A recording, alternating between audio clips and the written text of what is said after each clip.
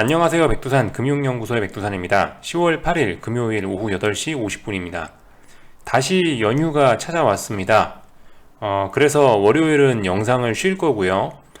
혹시나 이제 제가 오늘 밤 영상 지금 이거 올리고 나서 뭐 저녁에 무슨 일이 생기거나 제가 여러분들께 드려야 되는 이야기가 발생을 한다면은 그러면 커뮤니티 글을 통해서 여러분들께 이야기를 하도록 하겠습니다.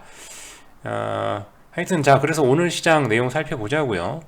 일단 이거 오늘 아침에 나온 뉴스인데요. 어젯밤에 미국이 반등을 했죠. 반등을 했는데 겉으로 반등한 이유는 이거였다. 당장 눈앞에 드러난 건 디폴트 위험 해소였습니다. 그죠?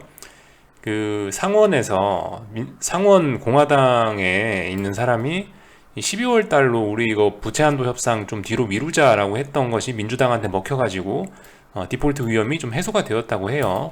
그래서 아무튼 요거 때문에 반등을 했었는데 어젯밤 미국 증시도 상승 마감을 하긴 했지만 오늘 아침에 저와 함께 보셨다시피 어느 정도 좀 상승을 좀 제한시키는 그런 모습이 좀 나왔습니다.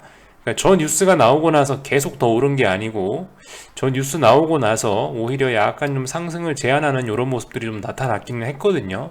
그러니까 겉으로 봐선 반등인데 좀 자세한 내용은 뭐 상승을 좀 제한했다, 어딘가에 저항이 있음을 일단 한번 확인했다, 약하긴 하지만 어디에 저항이 있다는 걸 살짝 확인했다는 게 어제 미국장 모습이었습니다.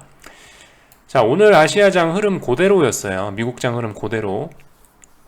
장 초반에 미국에서 있었던 이 디폴트 위험 해소 안도랠리 요게 있었고요. 요거를 갭상승으로 한 방에 아시아장이 반영을 시키고 나서 그 다음에는 마치 미국이 했던 것과 비슷하게 장중 내내 좀 흘러내리는 이런 모습들이 나왔죠. 또 그리고 오늘 장중에 뭐 사실 별로 중요한 소식은 아니라고 생각을 합니다만은 일단 장중에 이런 뉴스가 또 나오긴 했었죠. 헝다그룹 2대 주주인 화인부동산이 비공개 기업으로 전환했다라는 소식이 나오기도 했습니다. 사실 이게 뭔 소리냐라고 좀 의아해 하실 수도 있어요. 이게 한 방에 잘 와닿지 않을 수도 있습니다. 쉽게 얘기하면 이겁니다. 헝다그룹 2대 주주 자진 상패 추진이라는 게 결과적으로 이거 똑같은 내용이에요. 비공개 기업으로 전환됐다는 거. 공개 기업이라는 건 상장 기업이라는 거고 비공개 기업이라는 거는 상패라는 거죠. 하여튼 뭐 자진 상패를 추진한다라는 소식이 나왔는데 어쨌든 별로 좋은 소식은 아니었던 것 같아요. 그죠? 이게 분명히 시장의 어떤 좋은 소식은 아닐 겁니다. 그래서 이런 소식들로 인해서 장중에 좀 더 어떤 수급적인 부담이 있었다, 악재가 좀 나오긴 나왔다, 이렇게 보실 수가 있을 것 같습니다. 뭐 물론 아침에 삼성전자 뭐 실적도 나오긴 나왔는데 뭐 특별한 건 없는 것 같고요. 대부분 뭐 어느 정도 뭐 예상치 부합했다, 이 정도로 보면 될 것 같고요. 그리고 실제로 아침에 보면 뭐 그다지 큰 변동성 없이 그냥 조용조용했죠. 그 아침의 흐름이요. 이런 정도를 보실 수가 있을 거고, 좀 코스피 오늘 코스피 코스닥 내용 좀 자세히 보기 전에 뭐 기사 하나 정도만 더 보자면요. 여러분들 이런 기사들도 좀 이제 참고는 해야 될 거예요. 이런 기사들도 뭐 가계 여윳돈이 38조가 줄어들었다, 주식 비중이 역대 최고다, 뭐 이런 내용들, 이런 기사들 참고하시면 좋을 것 같습니다. 사실 우리가 이제 이런 기사를 보면서 뭐 실제적으로 주식시장에 어떤 베팅을 하는 뭐 그런 아이디어로 사실 이런 걸 사용하기는 어렵습니다. 단지 이제 이런 기사들을 한 번씩 보자고 하는 거는 사실 주식시장의 전체적인 분위기나 이런 걸 파악하기 어렵단 말이죠. 그러니까 다양한 퍼즐 조각들이 여기저기 널려 있는데 이런 것들이 그런 퍼즐 조각 중에 하나란 겁니다. 이거 뭔가 쓸만한 퍼즐 조각 같은 걸로 보이니까 이런 것들 잘 머릿속에 모아놨다가 이런 것들 잘 머릿속에 퍼즐 조각 정리해놨다가 나중에 내 머릿속에 있는 다른 퍼즐 조각들과 껴맞추면은 그림이 되는 거거든요. 어쨌든 그래서 이런 거 대략적인 시장 분위기를 알 수 있는 이런 기사들도 참고를 해놓으시면 좋을 것 같아요. 그래서 여기 있는 이 첫 문단 정도만 보면은 딱 좋을 것 같다는 생각이 듭니다. 내 집 마련 수요로 인한 부동산 투자가 늘어나면서 가계 여유 자금이 1년보다 절반 넘게 줄었다라는 내용. 또 그리고 예금은 줄이고 주식 투자는 늘리면서 가계 자산 중 주식 비중이 역대 최고 기록을 갈아치웠다라는 내용이 이제 두 가지가 합쳐져 있습니다. 결론적으로 이 내용이 뭐냐? 작년하고 올해에 우리 그러니까 개인 투자자들이 부동산하고 주식을 엄청나게 샀다라는 이야기입니다. 근데 여기서 이제 뭐 제가 생각할 수 있는 건 이런 거 정도. 제가 며칠 전에였나 어제였나 말씀을 드렸는데 결과적으로 주식이 계속 오르려면 누군가 다른 사람이 사줘야 되거든요. 근데 이제 작년 1월달, 올해 1월달까지 해가지고 주식 사야 될 사람은 다 샀다는 표현을 좀 드렸는데 약간 이제 이런 기사가 그 제가 했던 그런 이야기들을 좀 뒷받침해주는 것일 수 있겠죠. 네, 아무튼 이런 기사를 보고 뭐라 딱딱 뭐 어떤 단정 짓고 아 뭐 분위기가 어떻구나 이렇게 딱딱 어쨌든 그런 이야기를 하기는 좀 어렵습니다. 아무튼 이런 기사들은 어디까지나 분위기를 아는 어느 정도의 좀 참고 자료로만 사용을 하셔야 되겠고, 근데 이런 비중 요런 거는 좀 자세히 살펴보면 좋겠죠. 제가 나중에 시간 나면 한번 해볼지도 모르겠는데요. 이런 거는 좀 도움이 되긴 될 것 같아요. 가계자산 중 주식 투자 비중 요런 거는 이렇게 그래프를 쫙 그려갖고 코스피 차트하고 예를 들어서 이런 식으로 비교를 해보면은 어떤 의미 있는 데이터가 나올 것 같긴 해요. 예를 들어 코스피 지수 요렇게 딱 그려놓고 그리고 그 옆에 같은 축에서 뭐 가계자산 중 주식 비중 요런 것들을 계산을 해갖고 이런 식으로 뭐 표로 이렇게 뭐 나타내 보면은 뭔가 코스피 지수와 이 비중 간의 그 연관성이 좀 나타나게 되겠죠. 그래서 어떤 특정 숫자가 도출될 수도 있습니다. 이런 특정 숫자가 도출돼서 베팅에 활용할 수 있다면은 우리는 또 여기서 중요한 투자 아이디어를 얻는 셈이 되겠죠. 근데 솔직히 이런 지표를 가지고 우리가 어떤 투자 뭐 아이디어나 이런 걸 좀 얻기는 실질적인 어떤 투자 타이밍을 잡기는 어려울 것 같긴 합니다. 근데 취미로라도 아니면 그냥 공부 분석 차원에서라도 이런 데이터는 한번 분석해 보면 좋을 것 같긴 해요. 지금은 아니고 나중에 여유 있으면은 제가 한번 해보도록 하겠습니다. 그래서 아무튼 이런 뉴스들을 봤고요. 그죠? 뭐 나머지는 특별한 거 없는 것 같아요.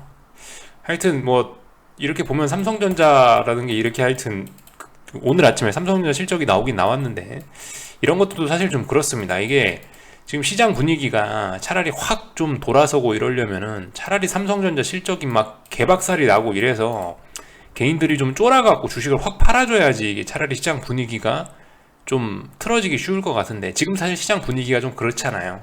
이게 반등을 할 건지 아니면 더 하락할 건지 좀 되게 어쨌든 안 좋은 분위기의 연속이지 않습니까?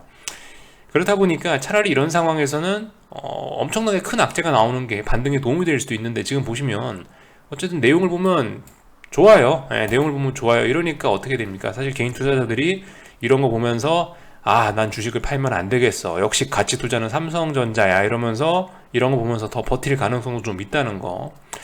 참 하여튼 그렇습니다. 이게 정말 이래서 주식이 어렵다는 것 같아요. 실적 그대로 움직이는 것도 아니고 뭐 어떨 땐 실적대로 움직이고 어떨 땐 실적대로 안 움직이고 그러니까 정말 이게 어려운 거 아니겠습니까? 그죠? 하여튼 뭐 이런저런 잡설이 좀 길었고요. 그래서 하여튼 오늘 이제 아시아 시장 내용을 좀 살펴보면은 하여튼 아시아장 말씀드렸다시피 겉으로 보면 초록불 들어와갖고 분위기가 좋은데 이것도 자세히 들여다보면은 어느 정도 좀 상승이 제한됐다, 어느 정도 어디에 저항이 있다라는 거를 뭐 인식을 했다, 이 정도로 표현을 할 수가 있겠습니다. 중국이 오늘 어떻게 될지 개인적으로 좀 기대가 됐었는데 왜냐하면 중국은 지난주부터 해가지고 어제까지 굉장히 길게 본토가 휴장을 했었거든요. 근데 뭐 결과적으로 조용하더라고요. 갭상승 크게 출발해가지고 음봉으로 밀렸습니다. 니케이도 오늘 많이 올랐다가 윗골이 길게 달고 밀렸는데 아무튼 그래도 1.3% 상승 마감이나 됐네요. 오늘 코스피는 이례적으로 좀 약해갖고 0.1% 하락 마감을 하기도 했고요.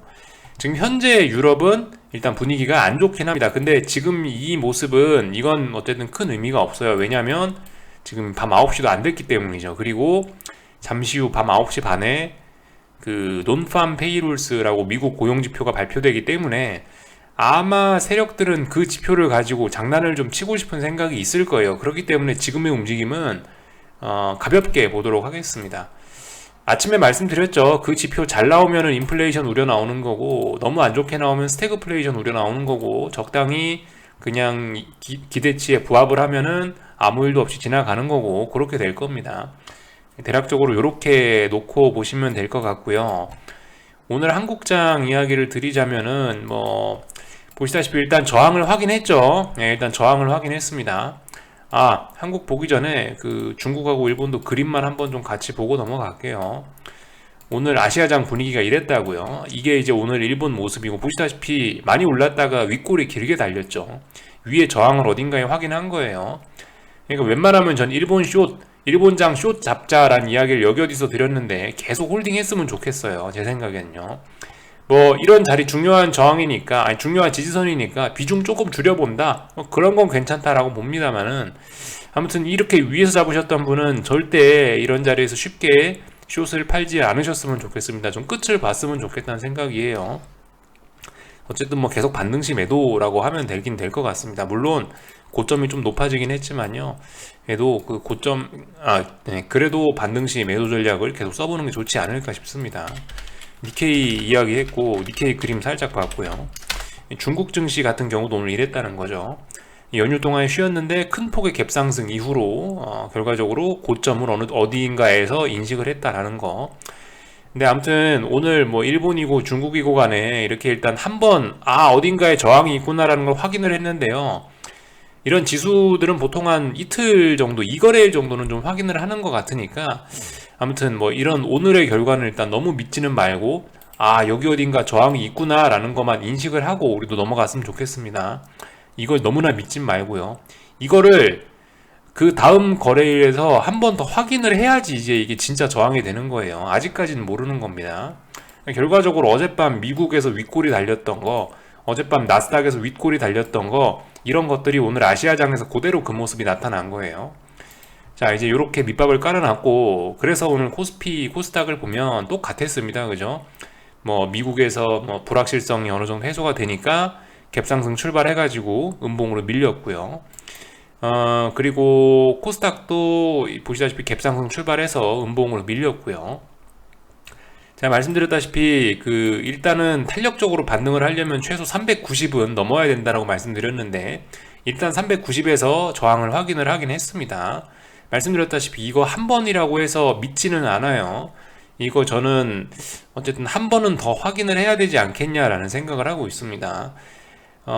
그리고 코스닥도 그래요. 코스닥도 제가 아침에 말씀을 드렸다시피 코스닥은 150 현물지수 기준으로 볼 건데 1425 대략적으로 요 부근에 저항이 있음을 지금 일단 오늘 한 번 확인을 했는데요. 얘 같은 경우 약해가지고 지금 25 부근까지도 못 올라오고 밀린 꼴인데, 아무튼 다음 주 화요일 날에 이 결과적으로 한 번 더 확인을 해야 되지 않을까 싶긴 합니다. 근데 어쨌든 이거는 일반적으로 제가 드리는 이야기인 거고, 모르죠. 또 지금 이제 연휴가 껴있다 보니까 금요일하고 월요일 날 밤에 미국장이 이제 2거래일 동안 열리게 되는데, 그 사이에 있었던 그 사이에 어떤 재료가 나온다라고 한다면은 또 약간 대응이 또 달라질 수가 있겠죠. 근데 아무튼 지금 상황에서는 연휴건 어쨌든 간에 일단 아무것도 안 하고 구경하는 게 원칙적으로 맞다고 봅니다. 연휴 동안에 뭐 예를 들어서 무슨 일이 있다, 그럼 또 거기에 맞게 또 시장이 움직이겠죠. 또 그럼 그거 이제 그때 맞춰서 이제 대응을 해야 되는 거지. 솔직히 아직까지 이거 한 번 확인했다라고 해서 저는 솔직히 좀 어떤 신뢰도가 막 그렇게 크게 높다라는 생각은 들지 않습니다. 하여튼 뭐 이런 정도 이야기를 드렸고요. 삼성전자는 오늘 뭐 실적이 그럭저럭 나쁘지 않았던 것 같은데 결과적으로 밀렸죠. 저항을 다시 한번 확인했고요. 삼성전자 말씀드렸다시피 73,000원짜리가 어떤 저항인데 그 부근에도 못 오고 밀리고 있고요. 아무튼 참 삼성전자하고 선물하고 지금 이런 모습들을 보이고 있는데, 만약에 이제 이렇게 옆으로 횡보하다가 폭락을 하게 그러니까 여기서 반등을 하지 못하고 탄력적인 반등을 못하고 옆으로 횡보하다가 여기서 쫄딱 미끄러져 버린다면요, 그렇다면 이제 그 다음은 또 다른 엄청난 폭락이 나오게 될 겁니다. 반등을 하고 나서 폭락하는, 반등을 하고 나서 하락하는 거 하고 옆으로 횡보하다가 하락하는 거는 에너지의 이 에너지의 사이즈, 에너지의 크기 자체가 확연히 다른 겁니다. 지금 같은 경우 반등해줄 수도 있는 자리에서 반등을 못하고 여기서 만약 그대로 꼬꾸라진다면은 정말 간담 서늘한 폭락을 할 수도 있어요. 지금 보시면은 전반적으로 볼린저 밴드 하단선과의 이격도가 1% 정도대를 유지하면서 이렇게 지금 하락을 하고 있는 건데, 만약에 이제 여기서 이렇게 횡보만 하다가 밀린다라고 한다면은요, 이거는 볼린저 밴드 하단과의 이격이 1%대가 아니고 2%, 3%대 되는 그런 폭락이 쏟아질 수도 있습니다. 어쨌든 뭐 그런 가능성 정도는 좀 열어놓고 보자는 거고요. 뭐 그렇다고 지금 제가 이런 이야기를 하는 건요, 이거는 뭐 앞으로 다음 주 화요일 날에 문 열었을 때 무조건 폭락한다라는 이야기를 하는 게 아니고요. 통상적으로 그렇다라는 겁니다. 이게 그 시장의 힘의 흐름이 그렇다라는 거예요.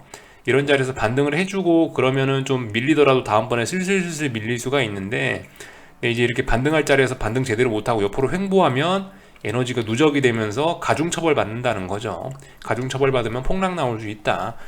이런 걸 이야기를 해드리는 거고, 어떤 힘의 논리 이런 걸 좀 말씀해 드리는 거고요. 참, 그리고 이제 다음 주가 옵션 만기주거든요. 만기주와 관련한 이야기를 좀 한번 드리긴 해야겠다라는 생각이 들더라고요. 안 그래도 그 얘기를 오늘 아침에 좀 드렸으면 더 좋았을 것 같긴 한데, 오늘 지금 현재 보시면 어떤가요? 옵션 전광판이 양쪽이 다 파란색이죠.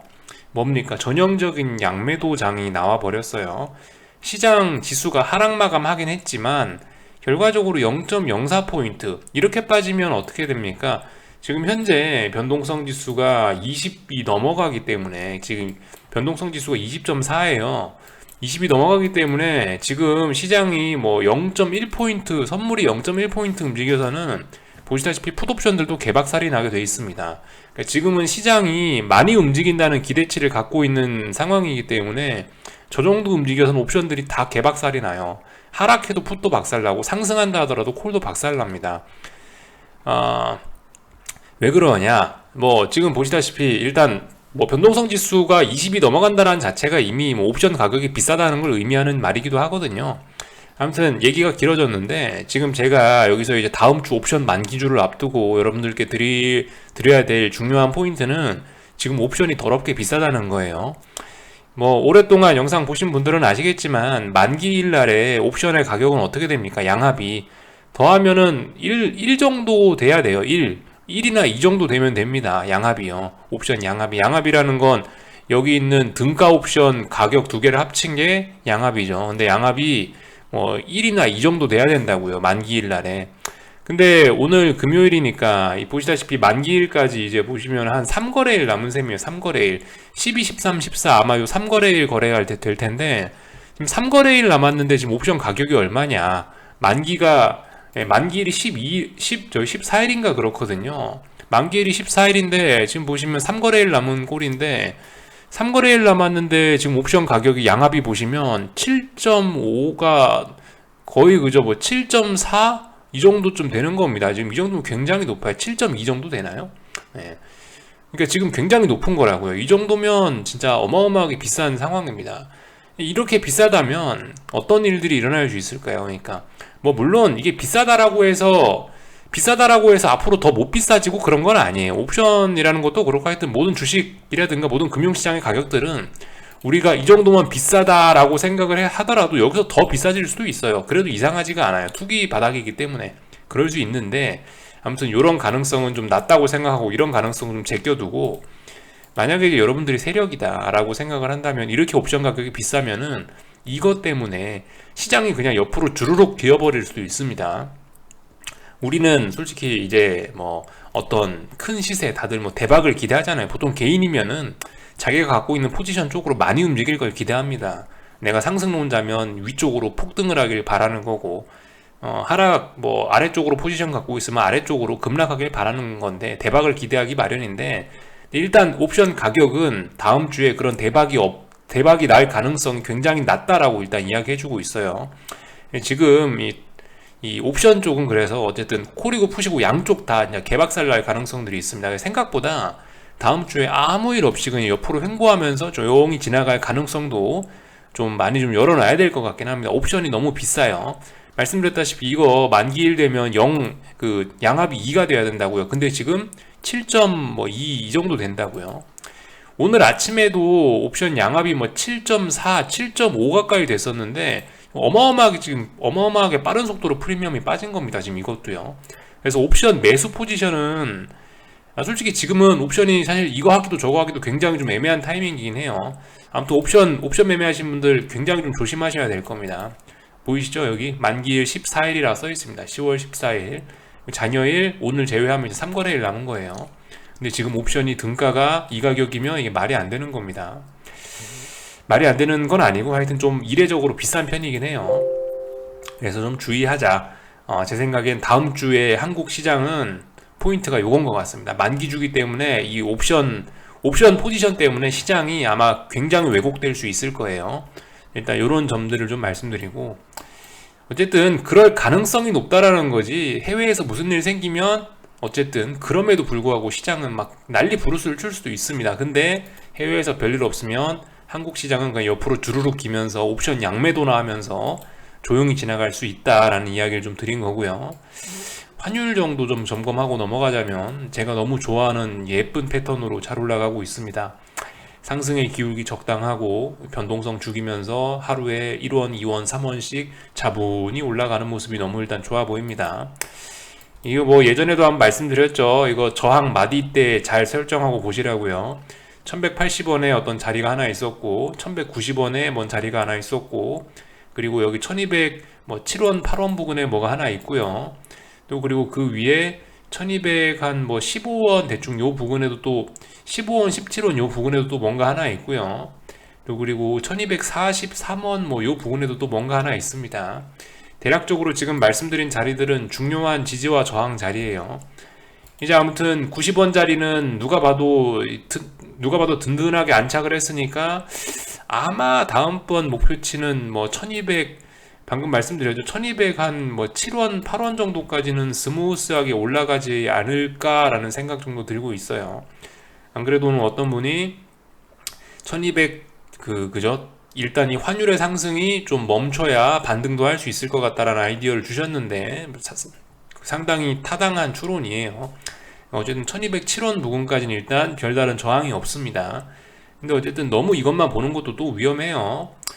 어쨌든 환율의 움직임과 주식시장의 움직임이 정확하게 정의 비율로 1대1로 딱딱딱 움직이지는 않으니까 참고 좀 하시고요.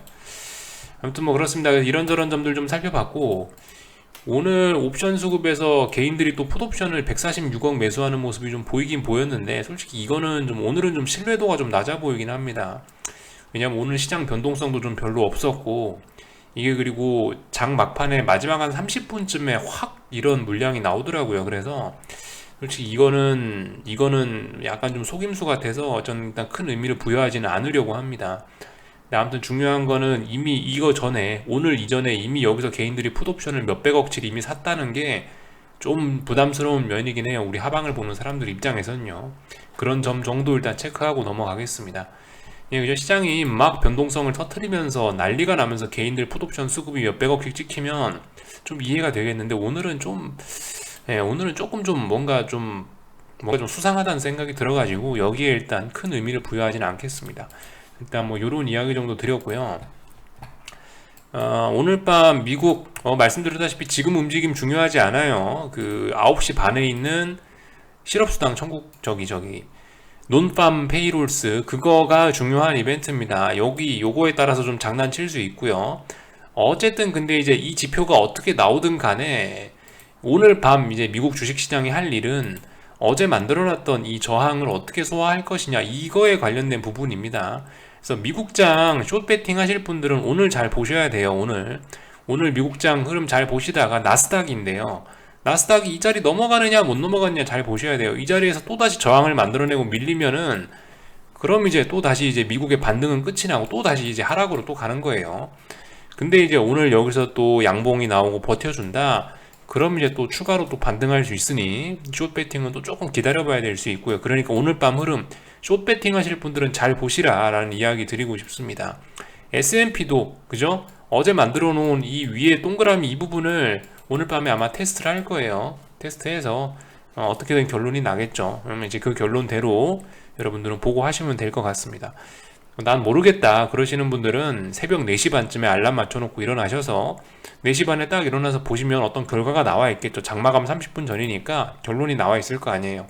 아, 오늘 음봉으로 마감하겠구나, 오늘 하락 마감하겠구나, 아니면 오늘 상승 마감하겠구나, 아 벌써 넘어갔네, 결과가 나올 거 아닙니까? 4시 반쯤이면요. 그때 보시고 결론 내리시는 것도 좋을 것 같아요. 그래서 일단 뭐 여기 정도까지 일단 이야기를 드리도록 하겠습니다. 제가 뭐 여기서 특별히 더 드릴 만한 이야기는 없고요. 하여튼 그죠? 예. 한 주간 수고들 많으셨고요. 금요일이니까 주봉 한 번씩 체크하세요. 예. 주봉 여러분들이 좋아하시는 종목들, 뭐 매매하시는 종목들 주봉 한 번씩 체크하시면 좋을 것 같고요. 네, 여기서 마치도록 하겠습니다. 그러면은 저는 월요일 날까지 쉬고 화요일 날 뵙도록 하겠습니다. 한 주간 수고들 많으셨습니다.